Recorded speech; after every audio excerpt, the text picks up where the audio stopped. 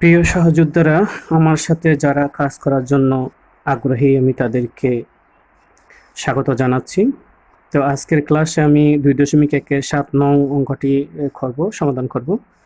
তো সবাই ভালোভাবে মনোযোগ সহকারে দেখবে, বোঝার চেষ্টা করবে। ওকে, একদম সহজ, তবে এখানে একটু করে বুঝতে হবে। অনেকেই এরকম প্রশ্ন আসলে বুঝতে পারে না যে কোনটা কী ধরবো, কীভাবে কাজটা করব, এটা বুঝতে পারে না। তো আজকে এটা একদম সহজভাবে আমি বুঝিয়ে দেবো। ওকে, তো এখন প্রশ্নটা একটু পড়ে নিই কেমন। বার্ষিক শতকরা কত মুনাফায় কোনো আসল 8 বছরে মুনাফা আসলে দ্বিগুণ হবে? এখানে শুধু একটা কি আছে, সময় আমরা দেখতে পাচ্ছি, বাকিগুলো কিন্তু প্রশ্নের ভিতরে আছে, আমাদের বুঝে নিতে হবে।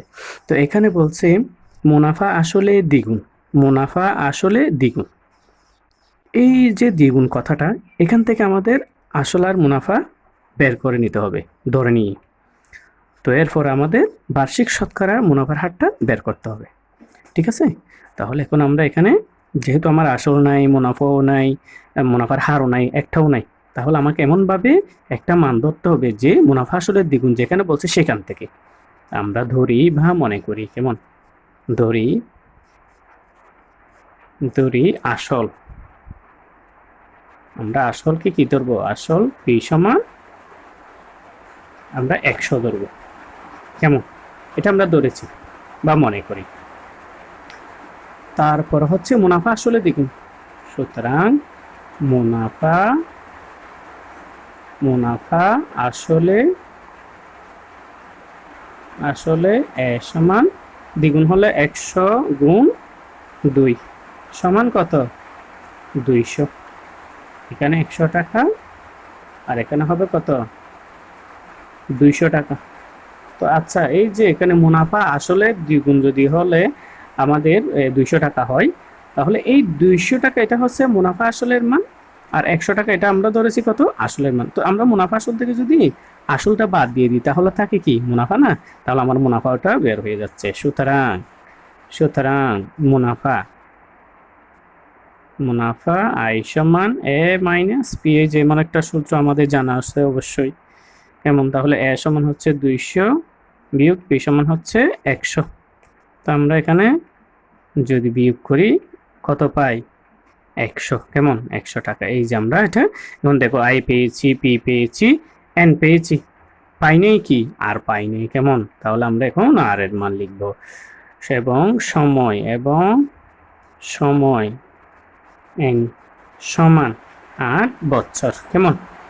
ব্যাস, এখন আমাদের 3টা মান চলে আসছে, 1 2 3। এখন আমরা মুনাফার হারের সূত্রটার মধ্যে কি করব? মানগুলো বসাই দেব। আমরা জানি, এখন লিখব কি? আমরা জানি আমরা জানি মুনাফার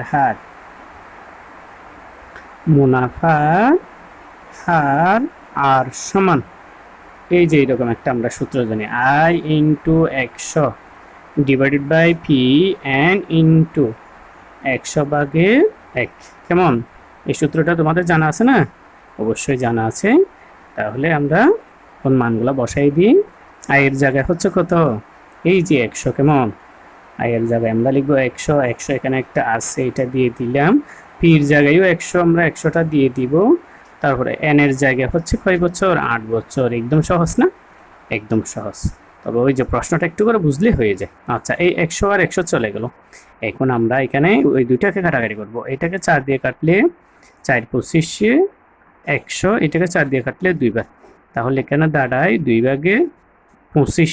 2 ভাগের কত? 25 ইন্টু 100 ভাগে 1। তাহলে এই যে আমাদের পার্সেন্টটা চলে আসছে। এটা দিয়ে এটাকে যদি ভাগ করি আমরা পাবো কত? আমরা পাবো 12.5, এদিকে হবে পার্সেন্ট, অর্থাৎ 2 দিয়ে 25কে ভাগ করলে এটা আসে এরকম 25, 12 দুগুণ 24। কেমন? এদিকে 1 থাকে দশমিক, তার জন্য একটা শূন্য, 5 দুগুণ 10, ব্যাস এইরকম করে আসে। কেমন? এই যে এরকম করে ভাগ করলে এটা আসে। তাহলে সমান 12.5%। এটাই হবে আমাদের নির্ণেয় মুনাফার হার। সুতরাং নির্ণেয় মুনাফার হার 12.5%। কেমন? একদম ইজি না? একদম ইজি। তো আমরা একটু প্রশ্নটা ভালোভাবে বুঝবো। হ্যাঁ, তাহলে অবশ্যই আমরা কাজটা করতে পারবো। এরকম যেভাবে হবে হোক আমরা সব ধরনের অঙ্ক করতে পারবো। তো আজকের মতো এই ক্লাস থেকে আমি বিদায় নিচ্ছি। তো সবাই ভালো থাকবে, সুস্থ থাকবে। আল্লাহ হাফেজ।